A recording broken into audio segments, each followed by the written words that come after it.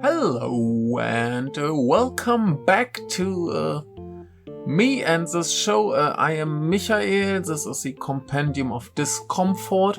We're talking about movies again, like most of the time. Sometimes there's different stuff. Maybe 2 or 3 people who watch this channel may have heard about the film The Albino's Tree. I made a video about it before I actually announced this channel publicly. So I guess most people haven't watched it, but you should, because it's a very good movie. You should watch this movie. And this is relevant because the director, Masakazu Kaneko, just released his third feature-length film. He did some short movies before, included on this Blu-ray, but the Japanese Blu-ray, so no subtitles. Anyway, he is back. I'm not in focus. No, maybe, yeah.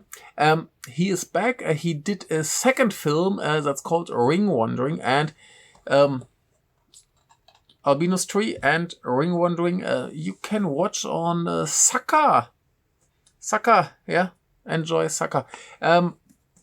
Great. You should do that. Both movies are very, very good, and both are very close to his new movie, Hikaru Kawa.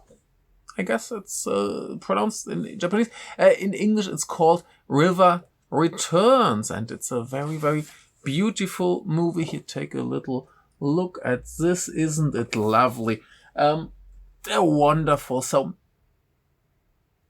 I will have many, many good things to say about it. It's a lovely film. It gets a little bit more mixed. It's still positive, but a little bit more mixed reviews, and I slightly disagree with those, and I will explain to you why. But let's take a look first at the cast and crew. Now, the director is, as I mentioned, Masakazu Kaneko. His most famous film is Ring Wandering from 2021. So I think that's because it did all the online festivals while COVID happened. So I watched it there too on some online film festival, and thought it's very good. And then I watched Albino's Tree, which was his feature debut, I think. There's one more movie that's called Sumire Doll. That's a 63-minute movie. I guess it's up to you if you want to consider that a feature film. But yeah. So in the pamphlet, they were always talking about 3 feature films. So anyway, the cast, the main actor is a little child, Sanetoshi Ariyama, who was in a Super Sentai movie, which I watched, and I don't remember him being there, but he did probably a good job like he does here. And then we have Asuka Hanamura, who was in some Kamen Rider stuff. Kamen Rider Geats, Kamen Rider Tycoon meets Kamen Rider Shinobi, 2 thingies. I was very well entertained by that, but of course more relevant her appearance in the newest City Hunter movie, which should be on Netflix, I think. I still haven't finished watching it, but as far as I watched it, it's a lot of fun, and maybe you should give that a try as well. And then we have Yo Aoi. His most famous movie, according to Letterboxd, sadly a movie that's not so fun to talk about. That's Prisoners of the Ghostland, and I enjoyed it when I watched it, but Shion Sono turned out to not be a particularly great human, so yeah. Anyway, he was in some other fun stuff, like High and Low, The Worst, and High and Low, The Worst Across. And some more stuff. I saw him in a movie that's called Sin Clock, which was very mediocre. But yeah, he did some stuff, and I hope he will do more soon, because this performance in this movie here was very, very good. Then we have Tomomitsu Adachi, who was, for example, in Like Father, Like Son, or Before We Vanish, or Onoda, which I still haven't watched. That's kind of a running joke by now. There's so many people who were in Onoda, and I still haven't watched Onoda. But he was in The Handmaiden as well. The Park Chan-wook film. And of course in all the Long Nights, one of the big movies last year. Then we have Kino Yamada, who was in, for example, Confessions or Villain, and some more stuff, but she has a very small role here.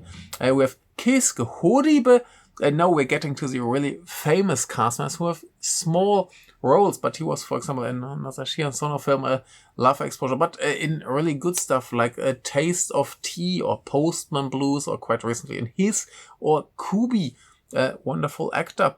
Then we have Tetsu Watanabe, most famous for Princess Mononoke, where you didn't see him, just hear him, but he was, for example, in Silence or Shin Godzilla or Akira Kurosawa's Dreams or Sonatine Hanabi. A lot of stuff. He did a lot of movies. He's not that young anymore and has been doing movies for many, many years. Same as Toshie Negishi, most famous for Audition.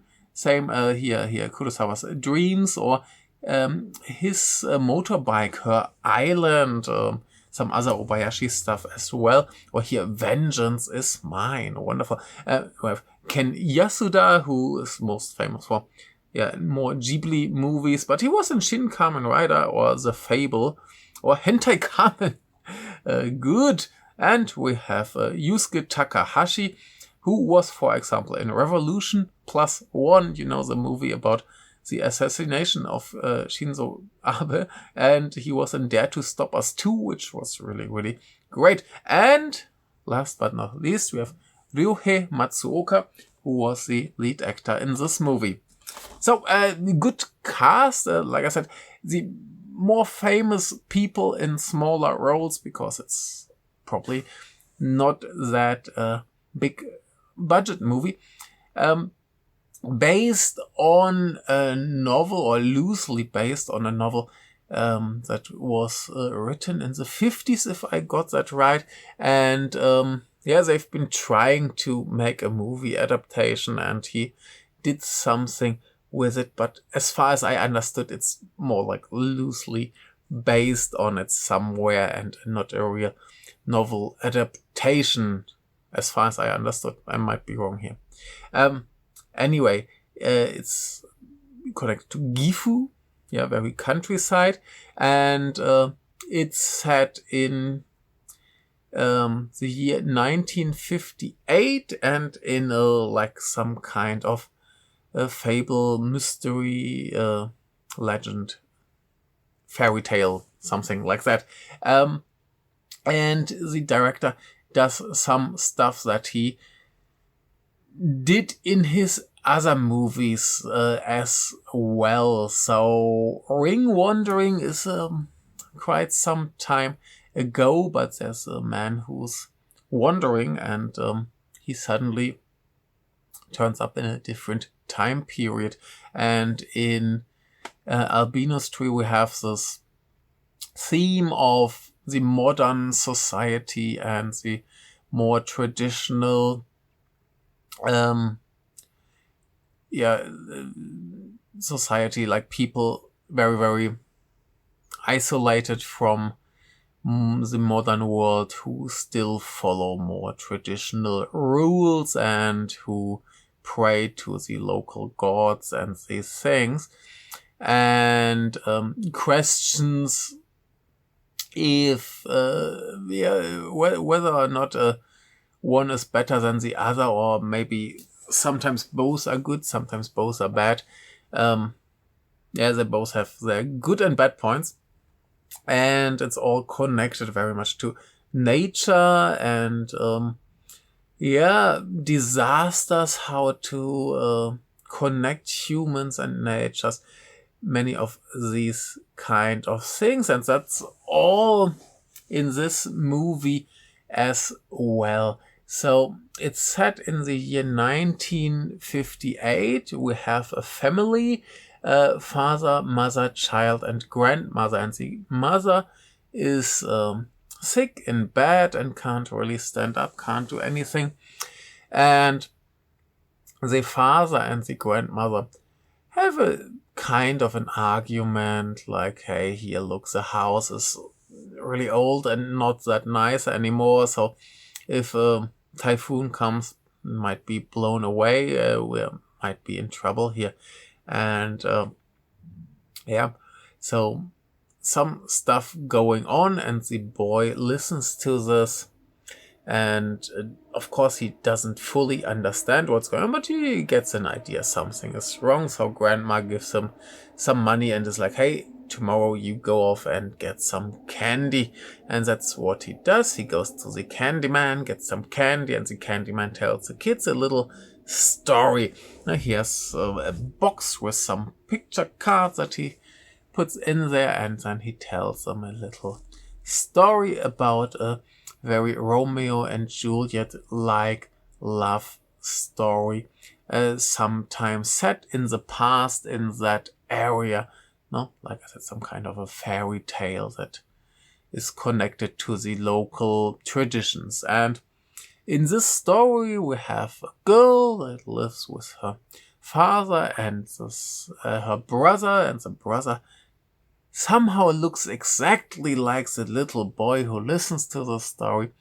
And they're living their life at the river and making stuff, selling stuff, like a simple life. And someday she's at the river washing the bowls, and the brother breaks one, and suddenly a wooden bowl. They have like ceramics bowls, and suddenly a wooden bowl swims down the river or floats down the river, and they find it and say, oh, maybe we should take it upstream to whoever lost it. And they find this super handsome, sexy boy. And of course, girl and boy fall in love, and it's not allowed. Like, his group or his community don't really allow outsiders, and her father is like, these people, they're cutting off the trees. If there are not enough trees, they keep wandering off, and you shouldn't be like, you shouldn't fall in love with one of them because they will move away and leave you, and your heart will be broken, and it's not good for you. And of course, there's trouble coming. And so far the story here, of course, there's somehow a deeper connection between this story and the main story, and it becomes a little bit of an adventure movie in the end. It's a very lovely and beautifully filmed. Like I said, the people in this movie are so beautiful. Like here, Miss Hanamura is already... And when Mr. Aoi shows up, like the woodcutter boy, he has this little top where his boobies hang out, and you see the veins popping, and like even the most heterosexual man alive will be like, excuse me, sir, may I have a lick? It's so delicious looking. Wonderful. And it's just this whole atmosphere and this whole aesthetics. The movie starts beautifully animated, wonderful music, very atmospheric.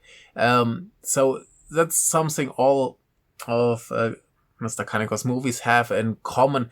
They're very, very beautifully shot, not really special effects.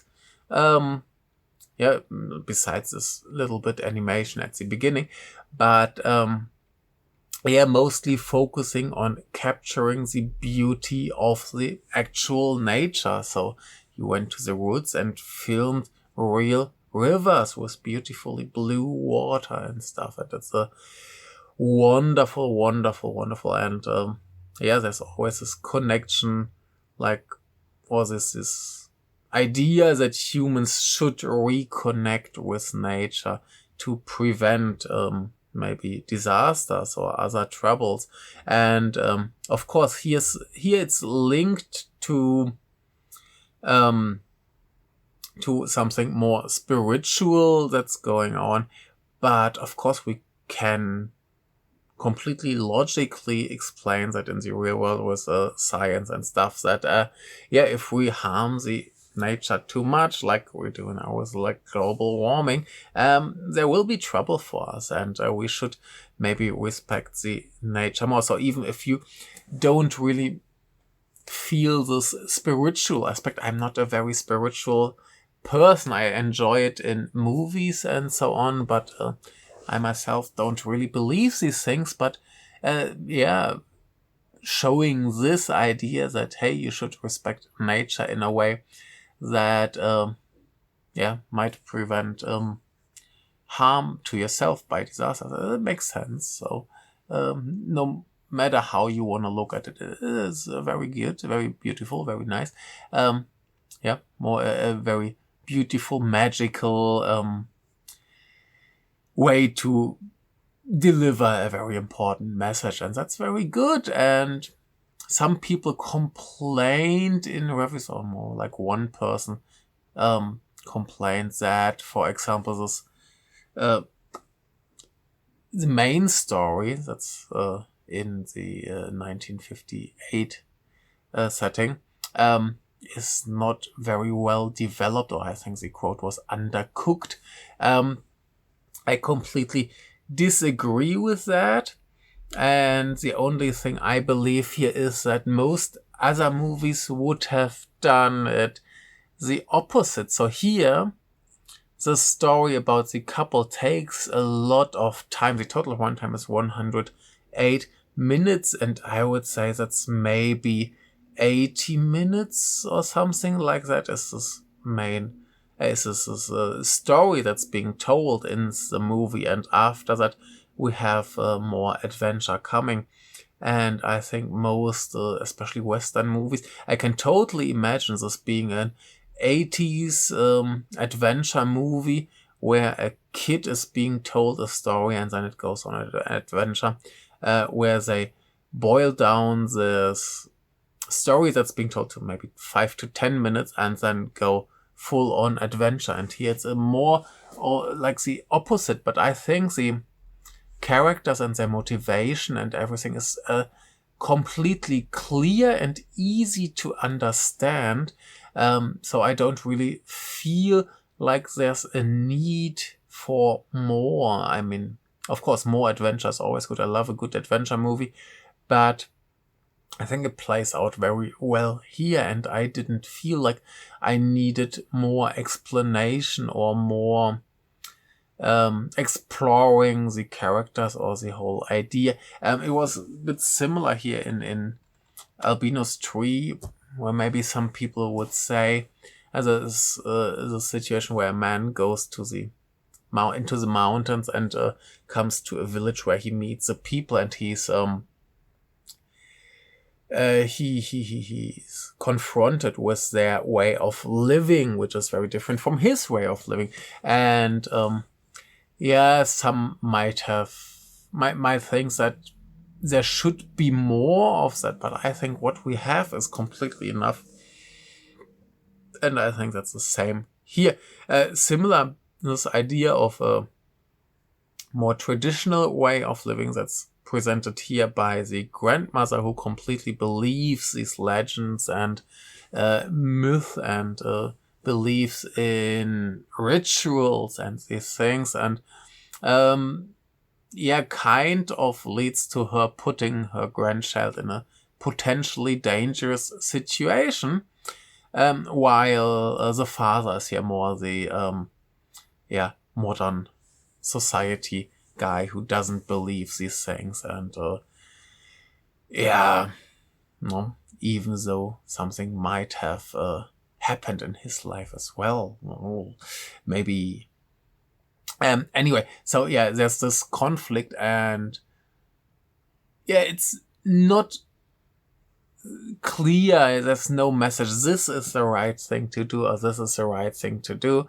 But yeah, there's some pros and cons for both, and I think that's very smart and very well done. And I think if there's anything I would complain about this movie, it's more like the marketing, because if you look at the poster and the way it's presented, it looks more like an art house drama. I think this should be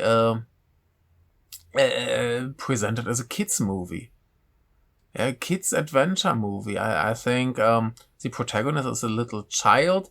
The protagonists in that fairy tale that he is listening to are a little bit older. That's the older sister and her lover. But I think that's something kids can identify with very well. Like in the movie, the child is very excited about listening to this story, and that's a very common idea, that the protagonists of a story should be a little bit older than the target group. Someone said something like that, and it makes total sense to see this story as a child, and then it makes sense that maybe the characters and their relationships aren't that extremely deep or complicated, and it's relatively clear who wants what and what needs to be done. And I think there's a bigger chance to even get some, if you want to spread your message, respect the nature, the more chances to actually get an emotional response from children, I guess, who are easier to influence. No, but I totally believe this should be a kids movie. I don't know. For me, this is not a indie art house drama. This is a movie that little children should enjoy, or maybe not that little, but children. And I think if this was completely animated, especially if it was really good animation, people would say, someone tries to be the new Miyazaki with here eco message and protects the nature and stuff, and adventure. I think, not saying it's the same quality. I think this is a very, very good movie, but not that you believe this is like I don't know, Mononoke or something. But I think the thematic connection is very near. This adventure aspect is very near. So I can totally see that some people will be, it's pretty close to Miyazaki. Yeah. So I think that's what people should look at, and not just here art house nature drama, and then end up expecting something maybe deeper than it actually is. I think there's a lot of room for interpretation and thinking. Yeah, there's a lot of thinking to be done here that I'm maybe not capable of, but I think that there's a lot of stuff you can get from it on an intellectual level, but I would say a Ghibli movie has that too, and I think it's something that a kid can totally enjoy and understand. So it's a movie for the whole family. Everybody can get something out of it, and it's beautiful and wonderful and really nice. I had so much fun watching this, and this is really good. First I thought, this Romeo Juliet style story is a little bit too normal, and later we will talk in a minute about the spoilers at the end. It made up for it big time when everything comes together and these two stories come together. I think that works really well and is super well done, and it's so good and fun and just cool. Great movie. I had I'm speechless almost. Yeah. looking for words to describe this besides being really, really good and fun and wonderful and gorgeous. Let's get these spoilers out. Spoiler. From now, I will spoil the end. Of course, I said it's a Romeo and Juliet style love story. So, of course, he has to move away. He is prohibited from meeting her or being with her.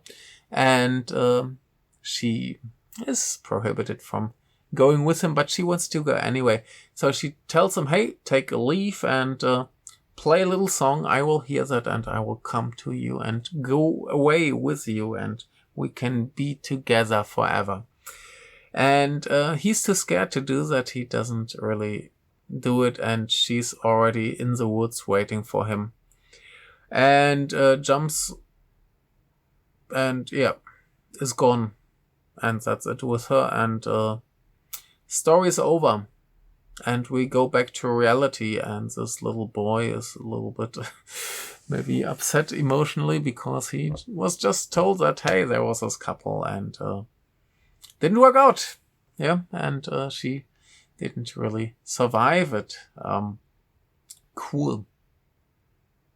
I don't know if he was ready for Romeo and Juliet. I mean, they both die, right? So it's just half of Romeo and Juliet here. The boy runs away and the girl is suffering women in Japanese cinema. Topic for itself. Anyway, so he's back in reality and the storm is coming that might take down the house, and mother is sick and he wants to talk about these legends and stuff. And of course, suddenly bowl comes down the river near their house and he takes this bowl home and is like, Grandma, what's this? And she's like, yeah, you know, you put some water in there, you take it up the river to the end and sacrifice the water and pray, and you can't talk at all. You can't say anything that's very important or bad stuff happens. Anyway, you do this crazy mission and good things will happen. There's a potential cure for his mother, and of course father doesn't believe anything. Anyway, he believes grandma with her crazy ideas, goes on the mission, and suddenly he is inside the story. Like I said, he looks just like her brother, and he fixes everything. Everybody is happy. He brings the happy end. He returns. The storm just stops, and mother is healthy, and everything is good if you just believe grandma's myth. Treat nature and stuff with respect and the world will be fine. And it was just done in this very beautiful way, like how he transitions from reality to story, or maybe past, another time travel element maybe, is just seamless. There's no big stuff going on. First time when they do the switch from reality to the story, like the storyteller pulls out the last picture of his frame, the camera goes closer and we see the protagonists of the story passing by in the background. We're just in the story. This is very cute, very simple. Or here the boy just goes on his mission and suddenly this girl shows up and we know, oh my God, now he's in the story, or maybe in the history, or maybe in her story. And it's just beautiful and wonderful and little bit smart.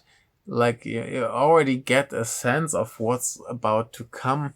Like in the story that he's being told, of course he looks like the brother, so of course there needs to be something, but the brother has some throat issue and can't talk and has like a white bandage, and when he goes up there he gets like a full traditional monk style white outfit, and because he's not allowed to talk he gets like a white bandage around his neck, with some writing on it, and so just to make it perfect, like he's not allowed to talk, he has this thing around his neck. Nobody questions his stylish clothes, but yeah, it's lovely. It's just a very, very feel-good moment that, like, this twist. You basically get this dramatic story where the girl dies and then switch or you repair it, like some this Tarantino thing where he's like, oh, let's change history in this fictional world. It's a very cool thing here. There was another big movie from last year that did something slightly similar, but I don't want to mention that because then I would spoil a movie that maybe some people haven't seen yet, and that's pretty new. And no need for that. But yeah, I really like this idea of let's find a way to fix bad outcomings of stories that we enjoyed very much besides the end. And yeah, that's just very, very good, pretty smart. Like I said, just look at it as a movie that's mainly aimed at a young audience and maybe not the super intellectual art house crowd. And you can get a lot out of this. Yeah, if you're older, it should be deeper. There should be more that's going on. And I think that's completely enough. There's no need for deeper characters or more exposition or more detail or what. It's a fairy tale in a fairy tale, and it's just yeah, a very, very gorgeous movie. I think Mr. Kaneko might just get better with every movie. I need to rewatch Ring Wandering, but maybe this is his best. They're all very good. Watch them. I would be surprised, like Saka has the first two. I'm pretty sure they will at least try to get this one. It's great. Watch it. It's wonderful. Thank you very much. Bye.